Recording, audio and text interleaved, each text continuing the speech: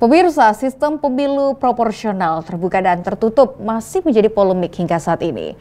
Pasalnya, kedua sistem pemilu tersebut memiliki dampak positif dan juga negatif. Sejumlah pengamat politik dan akademisi di Sulawesi Selatan menjelaskan kelebihan dan kekurangan pada sistem tersebut dan berharap bahwa pemilu berjalan damai serta seluruh pihak menjaga stabilitas negara.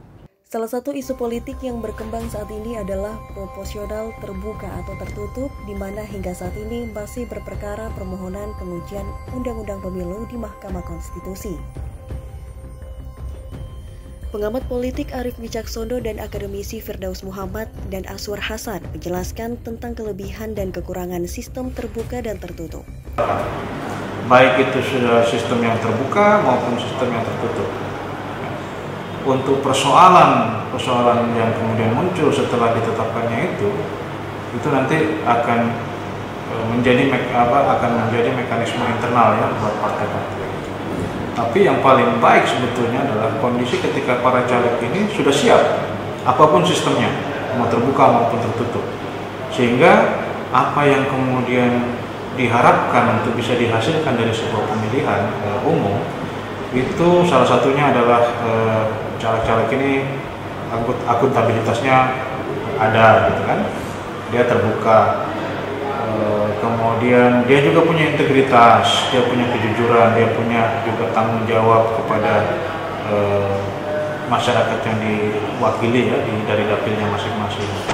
Pemilu tetap berjalan. Pemilu tetap berjalan dengan baik, karena kalau ditunda lagi pemilu kembalinya ke kita lagi, ke masyarakat lagi, dan itu yang kemudian harusnya ditimbangkan, karena pemilu ini sudah banyak memakan biaya, waktu, tenaga, dan persoalan pemilu secara proporsional terbuka ataupun tertutup ini masing-masing memiliki kelebihan dan kekurangan, di mana masing-masing juga memiliki efek terhadap kehidupan kita dalam berdemokrasi.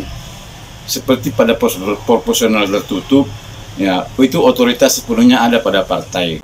Sehingga ketika partai itu tidak memiliki prinsip demokrasi, masih terjadi paternalisme dalam demokrasi dan lain sebagainya, maka hak-hak para politisi untuk kemudian merepresentasikan pemikirannya dalam kehidupan bernegara itu kurang mendapat ruang. Nah, sebaliknya secara proporsional terbuka, itu terjadi kompetisi yang sangat bebas dan ketat oleh para politisi, karena otoritas dialah ataupun representasi dialah secara sepenuhnya yang mengakibatkan dia bisa terpilih, sementara partai berkurang otoritas dan representasinya untuk menyebabkan anggota calon legislatif itu terpilih. Sebagai warga negara yang baik, seharusnya putusan itu kita junjung tinggi, kita hormati, dan bisa dilaksanakan dalam rangka memberikan kepastian hukum dalam kehidupan kita bernegara dan berbangsa. Proporsional tertutup atau terbuka, sesungguhnya kedua-duanya sudah diterapkan dan masing-masing memiliki plus minus.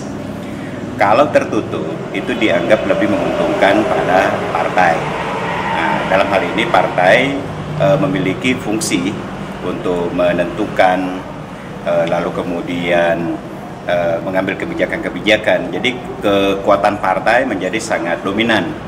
Nah, sementara kalau terbuka itu memberi ruang, peluang kepada caleg-caleg untuk maju, sebab yang dihitung adalah jumlah suara, bukan urutan nomor urut. Yang kita harapkan sekarang adalah adanya kepastian dari regulasi, apakah terbuka atau tertutup.